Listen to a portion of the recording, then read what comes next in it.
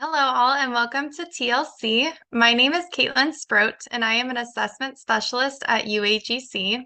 I will be the host of this session, Diversity as a Value Add of Innovation and Accessibility in Online Education. By joining us today, you acknowledge that this session is being recorded and will be shared with TLC-related materials. Microphones will be muted for this presentation, but we encourage you to post questions and comments in the chat. Also, we have enabled live transcription. If you would like to use it, you can click the live transcription button at the bottom of your Zoom window. Now I'm pleased to introduce you to our speaker today, Becca Lingley. Becca holds an MBA and DBA. She has served as online adjunct faculty in higher education since 2006 and is currently an associate faculty for the MBA program at University of Arizona Global Campus. She teaches undergraduate and graduate business courses and is also a doctoral chair. As a practitioner, Becca owns Lingley Consulting and supports startups and small businesses in operations, finance, and marketing research activities. Becca has been a co-founder, executive, and board member. Her 18 years of practitioner experience spans several industries. She is passionate about diversity in education, entrepreneurship, and women in leadership. She also lives in Mississippi with her husband, Kyle. Now I would like to turn it over to our presenter, Becca. Thank you, Caitlin, for the introduction. And thank you to those of you who have taken the time to attend this presentation. I'm glad you're here. I come before you today not as an expert in diversity nor open access, but as someone who has been thinking about and researching ways that we can enhance diversity in academia and our community spaces. As a little background, in 2016, I gave a TEDx talk on overcoming historical bias in Tri-Cities, Washington State. The things that I learned during my research made me want to be more involved in helping elevate diverse voices. I therefore served on a newly formed diversity commission through the remainder of my time living there. The goal of the commission was to identify ways that the city could improve inclusivity and respect for its diverse citizens. It's hard for businesses, communities, and educational institutions to change course when structure, process, and procedure have been created and cemented around existing status quo. However, in the past few years, we've seen the growth of DEI initiatives in the workplace and in academia. Growth and change are demonstrably possible and present. Today, I'll share with you some of the other insights I've found and some ways we can actionably support enhancing diversity in our online classrooms. The catalyst for applying to share this talk with you came from working with my online students. In the past year, I've seen more students than ever before, often mothers, who are giving a video presentation while holding a baby, rocking a cradle, or otherwise pacifying a small child. The demonstrated ability to focus and deliver an exemplary presentation while also multitasking was impactful for me when reviewing their work. Without online open access education, some of these learners would not have been able to benefit from higher education and the opportunities that come with it. This is just one example, and I'm sure you've seen others of your own in your own work with learners. From these views into learner lives, it's personified the way our diverse students benefit from online learning when they are unable to attend a traditional on-campus learning experience. The online educational offering has supported an increase in diversity of collegiate students through lowering many barriers to entry, including location, cost, and time. Today, we'll discuss diversity. We'll consider diversity as related to open access of scholarly journals and online education resources. We'll also evaluate how online education delivery increases diversity and supporting more fully diversity through utilizing open access resources in our own classrooms. As a quick aside, as a practitioner and an instructor of business courses, I find myself often considering societal issues through the business lens. Relevant to today's topic, diversity is a competitive advantage for an organization. In 2018 and 2020 reports by McKinsey, they determined that embracing diversity results in an organization being more likely to achieve success. Comny found that firms with more diverse boards in the United Kingdom have achieved greater profitability than traditional boards. Delaney identified reasons for investment in diversity as a means to discover new opportunities and to reach new markets. Now let's dive deeper into our understanding of diversity. Diversity is defined by Merriam-Webster as, quote, the condition of having or being composed of different elements, especially the inclusion of people of different races, cultures, etc. in a group or organization. There are many ways to visualize diversity. In today's presentation, this wheel was constructed by the Cultural Competence Learning Institute, drawing from the research of Loden and Rosiner. Diversity of an individual includes internal, external, organizational, and era factors. Now, I recognize that this is not new information, but I think it's helpful to consider all of the complex layers of diversity as a starting point. Core or internal dimensions of diversity of an individual include, among other elements, age, ability, ethnicity, cultural background, beliefs and values, and gender identity. Secondary or external dimensions include body type, citizenship status, educational background, family influence, lived experiences, and geographic location. Third, organizational dimensions such as communication styles, department, group, perhaps student cohort, union affiliation, and field of employment are some examples. And finally, era diversity is the impact that world events and cultural events have on the individual. Now that we've quickly reviewed some aspects of diversity, another layer for consideration is intersectionality. Each individual is uniquely made up of their own experiences and classifications that cannot be viewed in isolation from one another. The individual is a whole, made up of the interactions and intersections of the different diverse elements that comprise their existence and self. The place and time, society, and social systems in life and the classroom even all influence intersectionality. El-Sharif et al. Worded this impactfully by stating, quote, adopting the intersectionality lens in academia is necessary to challenge the dominant academic narrative, which currently excludes underrepresented. Intersectionality in open scholarship also allows us to examine inclusion practices to identify and reduce toxic behavior while uplifting traditionally marginalized voices. Doing so will allow us to make an environment more accessible, equitable, and inclusive to all. Now that we've reviewed how diversity characteristics and intersectionality work together as an individual, let's walk through a final step and consider academic diversity and privilege. Building on our understanding, the academic wheel of privilege framework can be utilized. This framework was constructed by El-Sharif et al. The academic wheel of privilege, which may be a little hard to fully see in this detailed display on the smaller screen, looks at identity types from the greatest level of academic privilege at the centermost circles, with the least academic privilege in the outer ring. 20 dimensions are included around the outside of the wheel, and that includes disability, ability, child, household, wealth and stability, neurodiversity, gender, funding and resources, and more. The visual identifies those who have the greatest academic privilege, which results in access to funding, likelihood of publication, research opportunity, and other elements, creating disadvantages for those who apply to the lower levels of academic privilege on the wheel. Open access and open scholarship provide a step forward in greater opportunity to integrate diverse perspectives, including the insights of those with lower academic privilege, which I perceive would have an implication on framework and theoretical lens selections, particularly in qualitative research. Now, let's take a few minutes to consider the value of open enrollment in fostering more diverse student populations.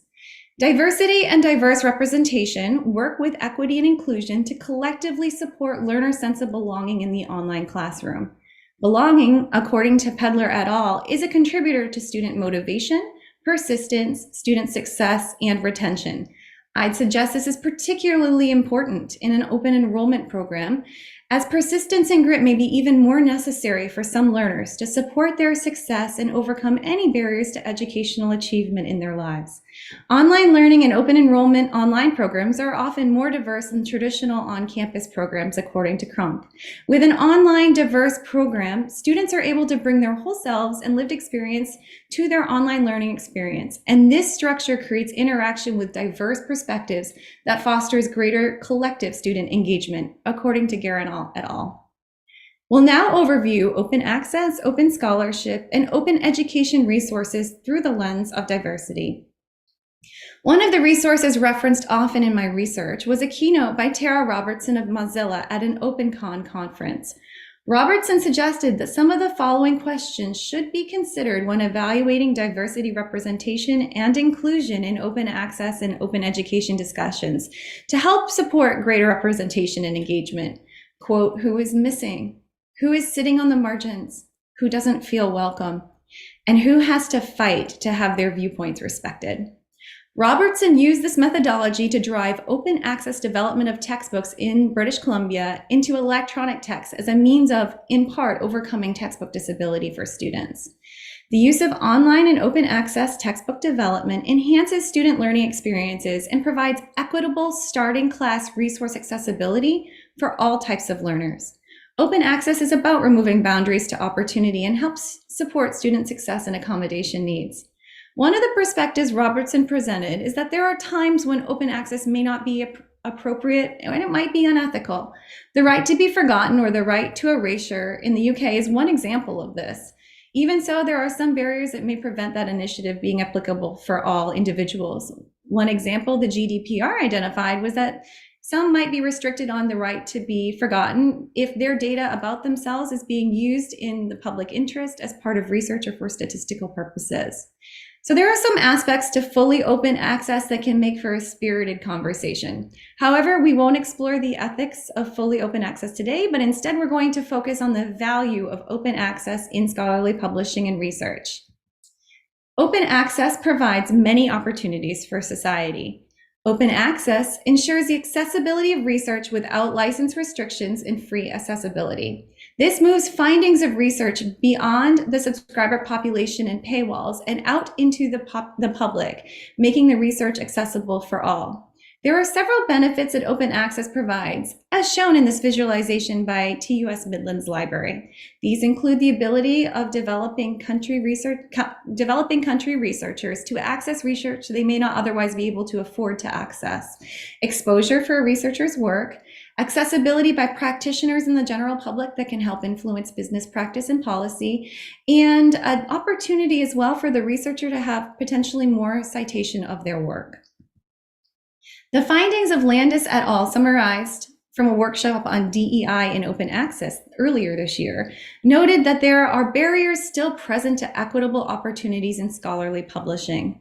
Landis et al. Noted that diversity in scientific scholarly open access is essential for innovation, improved student outcomes, and representation. Some of the underrepresented groups in publishing research in the bio and medical field include persons with disabilities, first-generational students, and low socioeconomic individuals. Efforts continue to be undertaken to try to bridge these gaps through OA through addressing unconscious bias, discrimination, and racism. As an example, the research grant process was identified in the conference as an area of bias potentially due to the current structure of the program. Landis et al. Noted an immunity to change in scholarly publishing because of competing current commitments. Selectivity, expertise, and credibility drive scholarly publishing. These, however, may be masking behaviors that compete with DEI initiatives. For example, selectivity might be masking exclusion, expertise might be masking righteousness, and credibility might be masking status. At this conference, Dr. Adrian Lim from the University of Maryland noted that the moral imperative exists of open education. The findings from Landis et al.'s article indicate that more work will be undertaken on integrating DEI initiatives more fully into the research process, particularly in the sciences. The visual here was a takeaway from the study and demonstrates focus areas including training, resources, and equitable systems that are needed to integrate DEI fully into OA and scholarly publishing.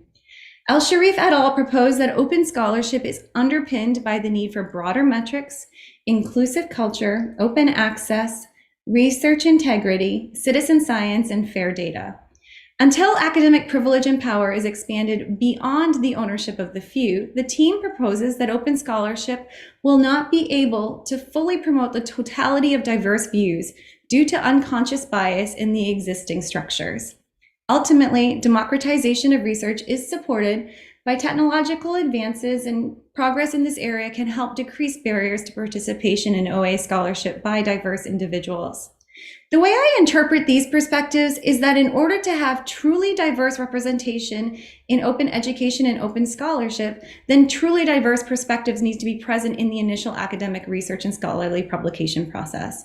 While strides are being made, opportunities still exist to move the needle further in many areas, including overcoming costs around research and publication, which are potentially limiting for a diverse researcher under an open access model. Open education resources are cost-effective for students and offer adaptability to learner needs. According to Ramator, they can also improve access to education and promote social equality.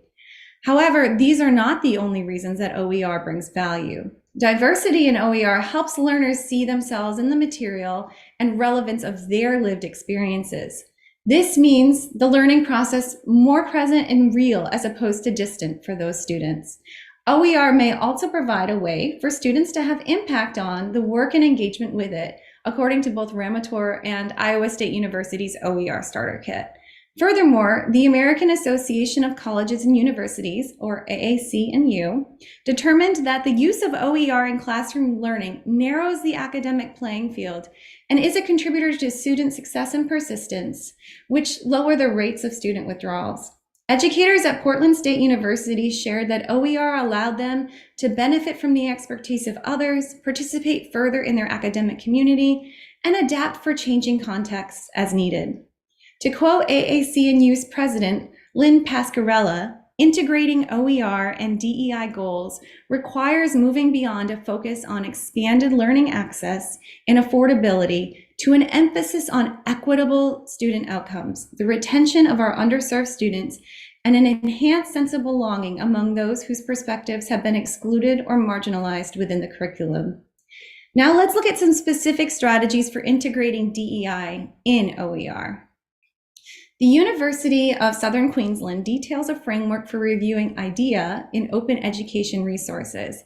The intention is that OER resources should be written and edited through a lens of inclusion, diversity, equity, and accessibility. I compiled some of the recommendations here for our consideration.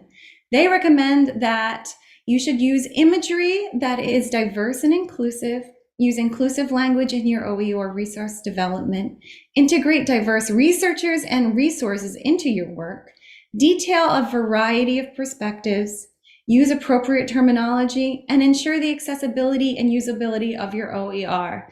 In order to ensure that it's really ready to go, they also recommend using a sensitivity reader to check the work before you put it out there. Now that we have a framework for considering how to ensure DEI in OER development, let's review how we can enhance diversity in our online open enrollment classrooms. Often, and I'm speaking from the perspective of an adjunct faculty member who does not design courses here at UAGC, and the only area that I can influence in my content is supplemental, announcements, discussions, replies, and assignment feedback. Therefore, strategies presented here are from this perspective, but the strategies can be inferred for greater course content development as well. McCullough and Sebastian noted that students achieve better learning outcomes when they can see themselves represented in the learning materials. This is termed culturally responsive teaching. Here, students are encouraged to bring their lived experiences and cultural knowledge to their learning and integrate those perspectives. Student satisfaction is higher with instructors who welcome and respect varying cultures and perspectives in the classroom. We can also draw on the resources and recommendations for how to create OEM previously considered in our actionable strategies for the course. Integrating diverse resources can support critical thinking for students and enhance their engagement. Current textbooks often portray a white, middle-class, North American male perspective. Consciously bringing in the perspectives of diverse researchers will enhance the student learning experience.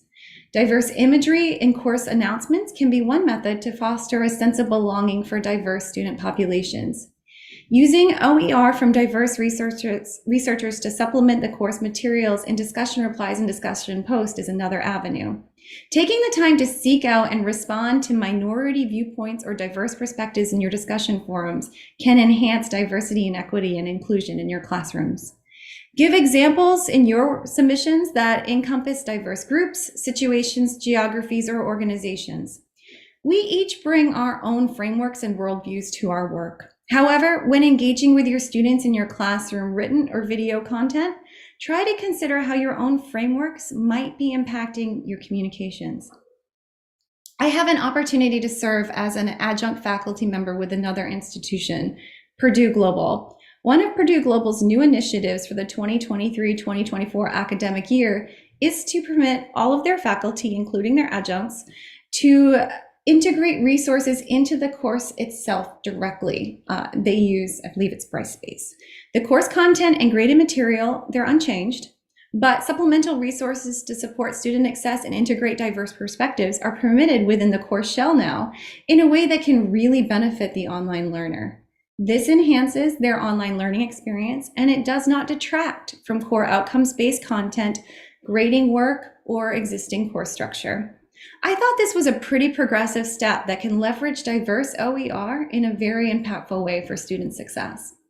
Finally, the AAC and Use resource, shown here and used in support of several of these strategy recommendations today, is an excellent resource to assist you as you enhance diversity representation in your classrooms. Caitlin has the link to this resource, and she'll drop it in the chat for you if you're interested in viewing it. Within the PDF are many other linked resources that can add diversity and inclusion initiatives and resources to support your course development, content selection and formatting, facilitation, and your creation of your own OER. In summary, developments in online education access, innovation, and accessibility have resulted in increased diversity in our online classrooms and greater representation as a result for diverse voices. While there is still much opportunity for diversity to be more fully represented in research and academia, we've discussed today some ways that open access is supporting diverse voices and considered how we can enhance diverse perspectives in our own online classrooms. Thank you. Caitlin, did we have any insights come in from the chat? I've not seen any come in throughout the session, but I do want to just thank you for providing that comprehensive overview of diversity in education. And we would like to open it up at this time for any questions that you have for everyone attending. So feel free to take a minute to post any questions that you have as reflecting upon the presentation. And perhaps it just means we've fully covered the information.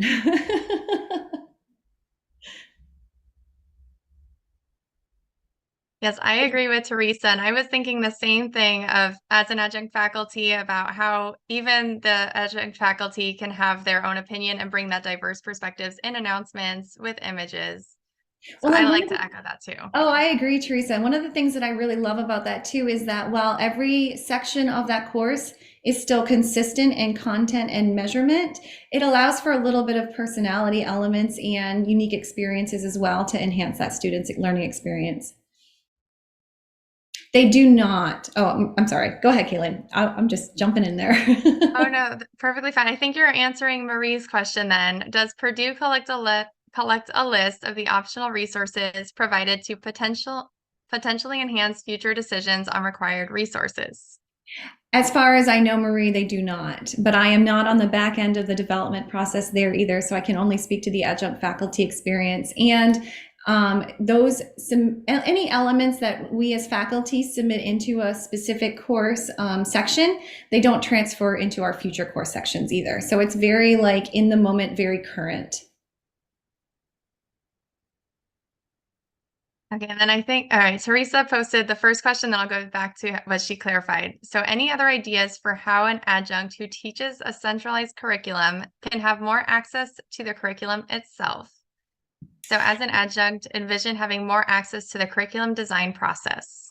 Teresa, I think that's a wonderful question. I have some SME experience at a different university, and that is very typically, especially dependent upon accreditation, very typically closely managed by an internal oversight team. So there's not a lot of opportunity other than to ask if you can connect with maybe the course developer.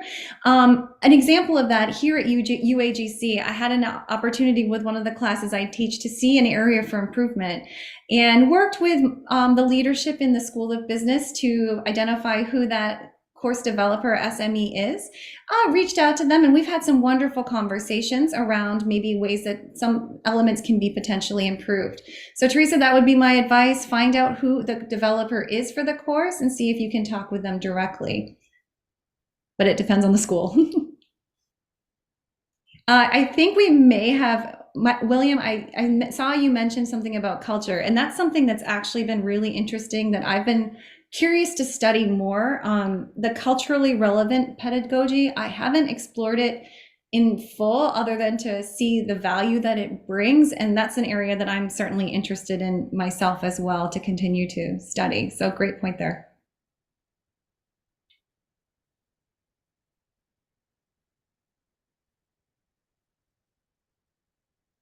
So William also posted, how might the internal development team get the DEIB learning outcomes of the university? I think that was it. I would assume, William, and I can't really, again, mostly my life is in the adjunct space. I would assume that there's some interplay in the DEIB learning outcomes that are set by the university to be part of the gate check for the development of a course. But then again, that's speaking to the university, how far they've integrated their programs, if they're looking at it just from a student participation perspective, or if they're looking at it from how the content can greater align. I think there's still a lot of opportunity around content to make it more open and inclusive and diverse. But I think that, the inclusion of OEM is a great way to, where you can enhance your, if you're an adjunct like me, where you can enhance those outcomes. I noticed in yesterday's all faculty and staff meeting at UAGC that there's an effort to also more fully integrate DEI initiatives and support diversity happening here. And I'm excited to see where this continues to progress as well. We had a great outline of next steps shared with us all, and it sounds really cool, and I'm looking forward to it. Okay, another question from Dr. Lozano. What are your thoughts on inclusiveness in the classroom? How can this successfully and strongly be communicated to students? I think that's a great question. It's something that you can address initially, probably in an initial, announcement. With UAGC, we talk a lot about culture of care. I think inclusivity is a part of that. I think part of it also is modeling the behavior of inclusivity in your engagement with your students. And I think, just to refer back to the, every year as pretty much any role, I think, in the university, we have to attend recurring training programs to make sure we're up to date on all of the standards from our HR teams. One of the examples that I remember seeing recently in one of those trainings was that if you see something, you need to say something. And I think that as faculty, that's a role that we also should play as well. If you see somebody not being inclusive in their communication, either in their discussion or perhaps in a response to another, I think there's an opportunity there to call it out, and in a respectful way, but to refocus and reframe to help support both the learner who stated the information and those in the class who might have maybe received it in a way that wasn't ideal, if that makes sense. Yes, modeling. And on that note, we'll start wrapping it up, but thank you all for your participation, and thank you especially, Becca Lingley, for hosting today's session and your thoughtful presentation on DEI.